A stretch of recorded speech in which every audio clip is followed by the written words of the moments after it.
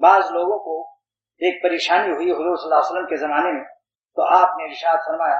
کہ اے شخص، جس شخص کو بھی کبھی کوئی کرب اور بے چینی پیدا ہو وہ مؤذن کا انتظار کرے، جب مؤذن اذان دے تو اذان کا جواب دے، جب وہ حی علی الصلاح کہے تو یہ کہے لا حول ولا قوت الا باللہ۔ اور حی علی الصلاح کا میں نے دو ترجمہ کیا ہے، ایک تو آؤ نماز پر، دوسرا عاشقانہ ترجمہ یہ کیا ہے کہ مؤذن کہتا ہے کہ اے غلاموں جلدی جلدی وضو کر کے تیار ہو جاؤ، مالک نے اپنے غلاموں کو یاد فرمایا۔ یہ ایک عاشقانہ ترجمہ ہے کہ تیاری کر لو وضو کر کے، مالک نے اپنے غلاموں کو یاد فرمایا۔ ایک ہی عاشقانہ ترجمہ لا حول ولا قوت الا باللہ۔ تو جب اذان کے کلمات کا جواب دے چکو تو سید الانبیاء صلی اللہ علیہ وسلم علامہ ابن حمان نے شرح ہدایہ فتح القدیر میں جلد نمبر 1 میں لکھی ہے حدیث اذان کے بعد میں، جب اذان کا جواب دے چکو تو فرماتے ہیں کہ ثم صلوا علیہ، مجھ پر درود شریف ہو، تو آپ حضور صلی اللہ علیہ وسلم پر درود شریف پڑھو۔ اس کے بعد حضور صلی اللہ علیہ وسلم نے فرمایا کہ اب میرے لیے دعا کرو، دعا وسیلہ کرو۔ کیا دعا ہے؟ اللہم رب هذه الدعوة التامة والصلاة القائمة آت محمدا الوسیلہ والفضیلہ وبعثہ مقاما محمودا الذی وعدتہ انک لا تخلف الميعاد۔ یہ دعا پڑھنے کے بعد سید الانبیاء صلی اللہ علیہ وسلم وعدہ فرماتے ہیں کہ میری شفاعت ایسے شخص کو واجب ہو جائے گی۔ ملا علی قاری محدث عظیم اس کی شرح میں فرماتے ہیں جب شفاعت واجب ہو جائے گی تو ایمان ہی پر موت ایسے شخص کو آئے گی، کیونکہ شفاعت کسی کافر کو نہیں ملے گی۔ اب اس کے بعد حضور فرماتے ہیں صلی اللہ علیہ وسلم جب تم نے میرے لیے بھی دعا کر دی تو اب تم اپنی حاجت پیش کرو،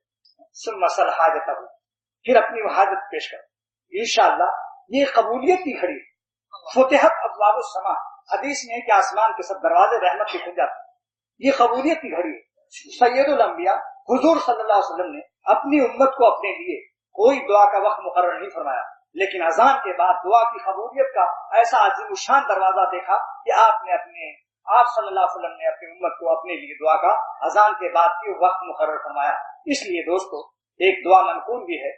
وہ یہ ہے کہ اللہم انی اسألک رضاک والعفو والعافیۃ فی الدنیا والآخرہ فی اہلی و مالی، اللہ ہم آپ سے آپ کی رضا خوشنودی مانگتے ہیں، معافی مانگتے ہیں، عافیت مانگتے ہیں دنیا میں بھی آخرت میں بھی، اپنے لیے بھی، اپنے اہل و عیال کے لیے اور مال میں بھی۔ اس کے علاوہ جو بھی جس کو پریشانی ہو اس وقت دعا کرو، انشاءاللہ جلد دعا قبول ہو، جلد دعا قبول ہو۔ جو بھی کسی کو پریشانی ہو اذانوں کے بعد پھر آپ اردو میں کریں جیسے چاہیں کریں، لیکن چونکہ اذانوں کے بعد ہاتھ اٹھانا ثابت نہیں، اس لیے بغیر ہاتھ اٹھائے دعا کریں۔ دوسری چیز یہ بتانے یہ بات